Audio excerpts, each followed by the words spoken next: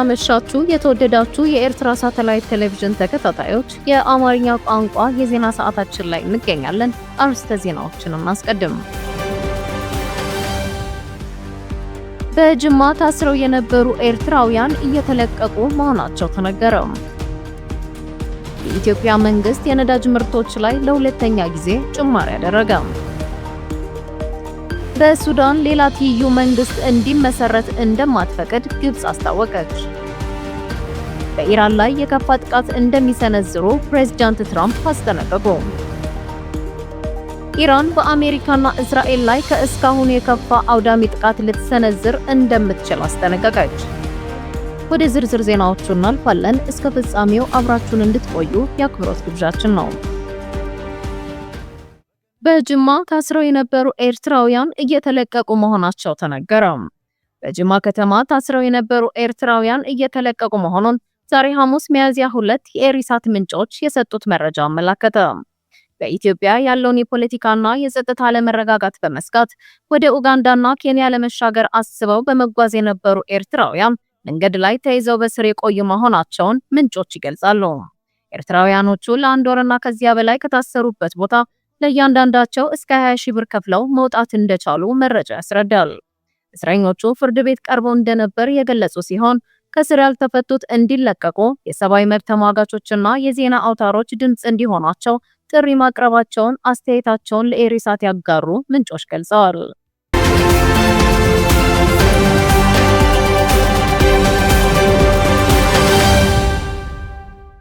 የኢትዮጵያ መንግስት የነዳጅ ምርቶች ላይ ለሁለተኛ ጊዜ ጭማሪ አደረገ። የኢትዮጵያ መንግስት የኢራን ጦርነት ከተቀሰቀሰ ወዲህ በማደያዎች የነዳጅ ምርቶች የመሸጫ ዋጋን ለሁለተኛ ጊዜ ሲቀንስ በአዲስ አበባ ነጭ ናፍጣ በሊትር 23 ብር ከ25 ሳንቲም መጨመሩ ተገልጿል። በአዲሱ ተመን መሰረት የቤንዚን መሸጫ ደግሞ 10 ብር ገደማ ጭማሪ ተደርጎበታል። አዲሱ ተመን የዓለም የነዳጅ ዋጋን መነሻ በማድረግ የተዘጋጀ እንደሆነ የገለጸው የንግድና ቀጠናዊ ትስስር ሚኒስቴር የከተሞች ችርቻሮ መሸጫን ለሚመለከታቸው ወገኖች እንደላከ ገልጿል። ከትናንት ሚያዝያ 1 ቀን 2026 ምሽት 12 ሰዓት ጀምሮ ስራ ላይ በዋለው የመሸጫ ዋጋ መሰረት ቤንዚን በሊትር 142 ብር ከ41 ሳንቲም እንዲሸጥ ተወስኗል። ኬሮሲን በሊትር 151 ብር ከ39 ሳንቲም፣ ነጭ ናፍጣ ደግሞ 163 ብር ከ09 ሳንቲም ይሸጣል። በመካከለኛው ምስራቅ ጦርነት ከተቀሰቀሰ በኋላ መንግስት ለመጀመሪያ ጊዜ የነዳጅ ምርቶችን መሸጫ ሲቀንስ ከመጋቢት 10 ቀን 2026 ጀምሮ የ1 ሊትር ቤንዚን ዋጋ 132 ብር ከ18 ሳንቲም፣ ነጭ ናፍጣ 139 ብር ከ84 ሳንቲም እንዲሸጡ ተወስኖ ነበር።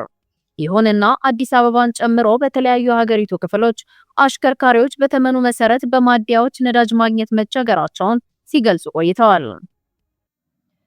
የንግድና ቀጠናዊ ትስስር ሚኒስትሩ ካሳሁን ጎፌ በተለይ የነጭ ናፍጣ ዕለታዊ አቅርቦት በአማካይ 50 በመቶ ገደማ እንደቀነሰ ከትናንት በስቲያ ተናግረው ነበር። ሚኒስትሩ በአማካይ በቀን 9.2 ሚሊዮን ሊትር ይቀርብ ከነበረበት ወደ 4.5 ሚሊዮን ሊትር ዝቅ ማለቱን ገልጸዋል። አሜሪካና እስራኤል ኢራን ላይ ጦርነት ሲከፍቱ ሆርሙዝ በመዘጋቱ በግዢ ሂደትና ተገዝቶ በመቅረብ ላይ የነበረ ከ180 ሺህ ሜትሪክ ቶን በላይ ነዳጅ ኢትዮጵያ መድረስ አልቻለም። በጦርነቱ ምክንያት በተፈጠረው ቀውስ መንግስት ነዳጅን ከተባራሪ ገበያ በከፍተኛ ዋጋ እንዲገዛ አስገድዶታል።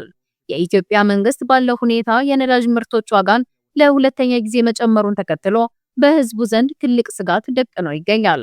ህዝቡ በብልጽግና መንግስት ላይ እምነት መጣል መተውንና የኑሮ ውድነቱ ከዚህ በላይ ሊባባስ እንደሚችል የተለያዩ የፖለቲካ ተንታኞችና ምሁራኖች ለኤሪሳት የሰጡት አስተያየት አመላክቷል። በግዢ ሂደትና ተገዝቶ በመቅረብ ላይ የነበረ ከ180 ሺህ ሜትሪክ ቶን በላይ ነዳጅ የኛም እንደ ሌሎቹ ሀገራት ሁሉ በዚህ በመካከለኛው ምስራቅ ጦርነት ምክንያት ሊቀርብ አልቻለም። በአማካይ በቀን 9.2 ሚሊዮን ሊትር ሲቀርብ ከነበረበት ወደ 4.5 ሚሊዮን ሊትር ዝቅ ያለበት ሁኔታ ከዓለም አቀፍ አቅርቦት ጋር ተያይዞ ያለ ጉዳይ መሆኑን ታሳቢ ማድረግ ያስፈልጋል። ናፍጣ ወይም ነጭ ናፍጣ ተብሎ የሚታወቀው ምርት ከስድስቱ የነዳጅ ምርቶች 62 በመቶ ሽፋን የሚይዘው ነጭ ናፍጣ ነው። ይሄ ችግሩን በተወሰነ ደረጃ ከፍ ያደርገዋል።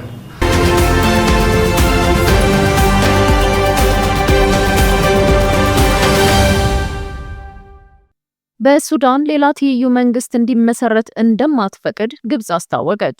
የአገሪቱ አንድነት እንዲጠበቅም አሳስባለች። አህራም ኦንላይን እንደዘገበው ግብጽ በሱዳን ትይዩ መንግስት ለመመስረት የሚደረጉ ማናቸውንም ሙከራዎች ውድቅ በማድረግ የሀገሪቱ አንድነትና የግዛት ወሰን መከበር አስፈላጊነትን አሳስባለች።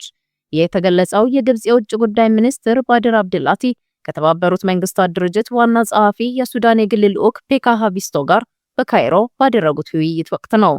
በዘገባው መሰረት አብደላቲ ካይሮ ለሱዳን ብሔራዊ ተቋማት ያላትን ድጋፍ በድጋሚ በማረጋገጥ ግጭቱን ለመፍታት የሚደረጉ ጥረቶች የመንግስት መዋቅሮችን በማጠናከርና በሱዳናውያን በሚመራ የፖለቲካ ሂደት ላይ ሊያተኩሩ እንደሚገባ አስገንዝበዋል። ሚኒስትሩ የሱዳንን ሉዓላዊነት ማስጠበቅ ያለውን ጠቀሜታ በማስመር ግጭቱን ሊያራዝሙ የሚችሉ የውጭ ጣልቃ ገብነቶችን አስጠንቅቀዋል። እንዲሁም ግብጽ ተቀናቃኝ የአስተዳደር አካላት መመስረትን አጥብቃ እንደምትቃወም በድጋሚ አረጋግጠዋል። በተጨማሪም ሚኒስትሩ የእርዳታ አቅርቦትን ለማመቻቸትና የሰላማዊ ዜጎችን ስቃይ ለማቃለል በማለም ለተሟላ የተኩስ አቁም ስምምነት እንደ መነሻ እርምጃ ሰብአዊነትን መሰረት ያደረገ ጊዜያዊ የተኩስ አቁም እንዲደረግ ጥሪ አቅርበዋል። በሰላማዊ ዜጎች ላይ እየተፈጸመ ያለውን ጥቃት የዓለም አቀፍ የሰብአዊ ሕግ ጥሰት ነው በማለት ያወገዙ ሲሆን ወሳኝ የሆኑ መሰረተ ልማቶች ሊጠበቁ እንደሚገባም አሳስበዋል። አብደላቲ አክለውም ግብጽ ውጥረቱን ለማርገብና አካታች የሆነ የፖለቲካ ሂደትን እንደገና ለማነቃቃት የአፍሪካ ህብረት የሰላምና ጸጥታ ምክር ቤትን ጨምሮ በቀጠናዊና ዓለም አቀፋዊ ደረጃዎች በሚደረጉ ዲፕሎማሲያዊ ጥረቶች ላይ በንቃት እየተሳተፈች መሆኗን ገልጸዋል። ሃቪስቶ በበኩላቸው በቅርቡ ወደ ካርቱምና ፖርት ሱዳን ካደረጉት ጉብኝት ባገኙት ግንዛቤ ላይ በመመስረት ውይይቱ በሰብአዊ ሁኔታዎችና ውጥረቶችን ለመቀነስ በሚያስችሉ መንገዶች ላይ ያተኮረ እንደነበር ተናግረዋል። የፖለቲካ እልባት ላይ ለመድረስ የሚደረገውን ጥረት ለማገዝ ከግብጽ ጋር ቀጣይነት ያለው ትብብር ማድረግ ያለውን ጠቀሜታም አጉልተዋል።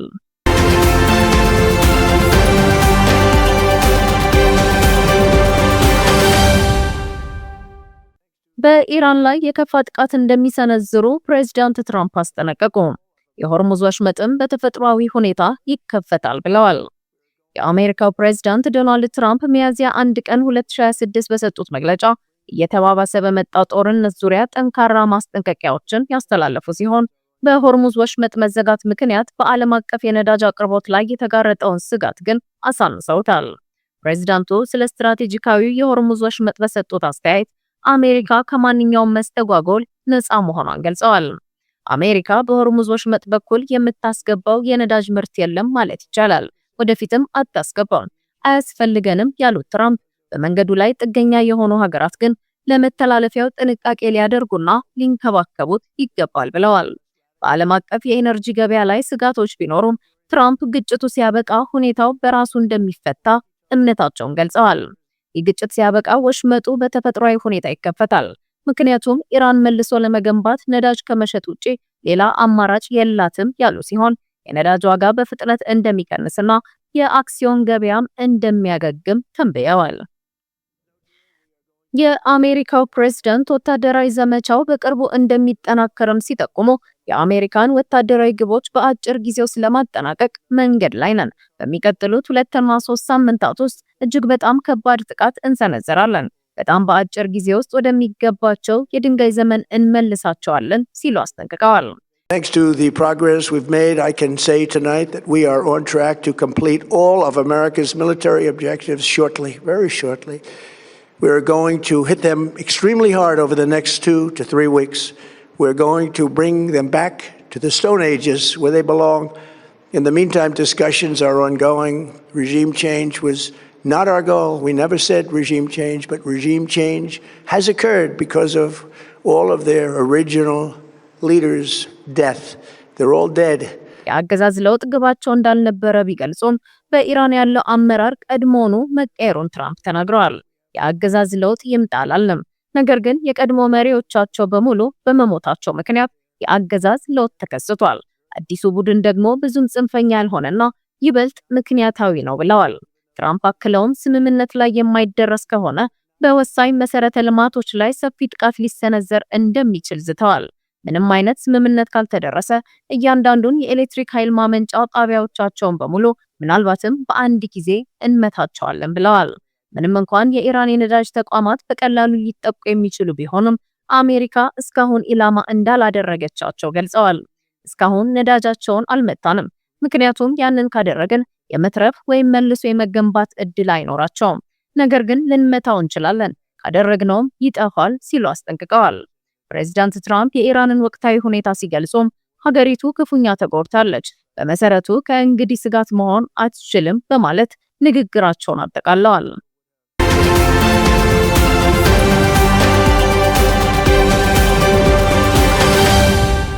በመጨረሻው ኢራን በአሜሪካና እስራኤል ላይ ከእስካሁኑ የከፋ አውዳሚ ጥቃት ልትሰነዝር እንደምትችል አስጠነቀቀች። ቴህራን ማስጠንቀቂያውን የሰጠችው ፕሬዝዳንት ዶናልድ ትራምፕ የአሜሪካ ጦር ኃይል ኢራንን ወደ ድንጋይ ዘመን እንደሚመልሳት መዛታቸውን ተከትሎ ነው። ሀታም አልአንቢያ ተብሎ የሚጠራው የኢራን ጦር ሰራዊት የዘመቻዎች እዝ የጦርነት እስከ ውድቀታችሁ ዘላቂና የተረጋገጠ ጸጸታችሁ እስከሚታይና እጃችሁን እስክትሰጡ ይቀጥላል በማለት እንዳስጠነቀቀ የኢራን ብሔራዊ የቴሌቪዥን ጣቢያ ዘግቧል። የዶናልድ ትራምፕ ዛቻ የተሰማው አሜሪካና እስራኤል በኢራን ላይ ስለከፈቱት ጦርነት ለአሜሪካ ሕዝብ ትናንት ረቡዕ ማብራሪያ በሰጡበት ወቅት ነው። ስለ ጦርነቱ በመገናኛ ብዙሃንና በማህበራዊ መገናኛ ዘዴዎች አስተያየት ሲሰጡ የቆዩት ትራምፕ በይፋ ለሀገራቸው ሕዝብ ማብራሪያ ሲሰጡ አሜሪካና እስራኤል በኢራን ላይ ዘመቻ ከከፈቱ ወዲህ የመጀመሪያቸው ነው ተብሏል። በንግግራቸው የአሜሪካ ቁልፍ ስልታዊ ዓላማዎች ሊጠናቀቁ ተቃርበዋል ሲሉም ተደምጠዋል። ባለፈው አንድ ወር ገደማ በተወሰዱ እርምጃዎች የኢራን ሚሳኤሎችና ድሮኖችን የማስወንጨፍ አቅም በከፍተኛ ሁኔታ ቀንሷል። የጦር መሳሪያ ፋብሪካዎቻቸውና የሮኬት ማስወንጨፊያዎቻቸው ወደ ፍርስራሾች እየተቀየሩ ነው ሲሉ ተናግረዋል። የኢራን ባህር ኃይል የለም፣ አየር ኃይላቸውም ፈራርሷል ያሉት ትራምፕ መሪዎቻቸው ሞተዋል ሲሉ ተደምጠዋል። በሚቀጥሉት 2 እና 3 ሳምንታት በኃይል እንደበደባቸዋለን፣ ወደሚገባቸው የድንጋይ ዘመን እንመልሳቸዋለን በማለት ይዛቱት የ79 ዓመቱ ፕሬዝዳንት ውይይቶች ቀጥለዋል ሲሉ አክለዋል። We're going to hit them extremely hard over the next 2 to 3 weeks. We're going to bring them back to the Stone Ages where they belong. In the meantime, discussions are ongoing. Regime change was not our goal. We never said regime change, but regime change has occurred because of all of their original leaders' death. They're all dead. The new group is less radical and much more reasonable. Yet if during this period of time no deal is made, we have our eyes on key targets. If there is no deal, we are going to hit each and every one of their electric generating plants very hard and probably simultaneously. ትራምፕ በንግግራቸው እንደከዚህ ቀደሙ ጦርነቱን እያገባደድን እንገኛለን፣ እናም ስራውን በፍጥነት እንጨርሰዋለን፣ ለመጨረስ በጣም እየተቃረብን ነው ብለዋል። ትራምፕ የኢራን ወታደራዊ አቅም መዳከሙ ቢናገሩም እስራኤል ግን ዛሬ ሐሙስ በኢራን የሚሳኤል ጥቃት እንደተፈጸመባት ገልጻለች።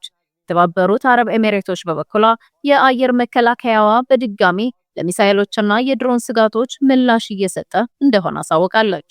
ሀታም አልአንቢያ ተብሎ የሚጠራው የኢራን ጦር ሰራዊት የዘመቻዎች እዝ ማዕከላዊ ዋና ጽሕፈት ቤት ቃል አቀባይ ኢብራሂም ዞልፋቃሪ በበኩላቸው አሜሪካና እስራኤል የኢራን ወታደራዊ አቅምን በተመለከተ የሰሩት ትንተና ጎዶሎ እንደሆነ ገልጸዋል። የተወደዳችሁ የኢሪሳት አድማጭ ተመልካቾች ለመጋቢት 2 2026 ምሽት የተዘጋጁ የአማርኛ ቋንቋ ዜናዎቻችንን በዚያው አበቃን። ስለተከታተላችሁን እናመሰግናለን። ሰላም።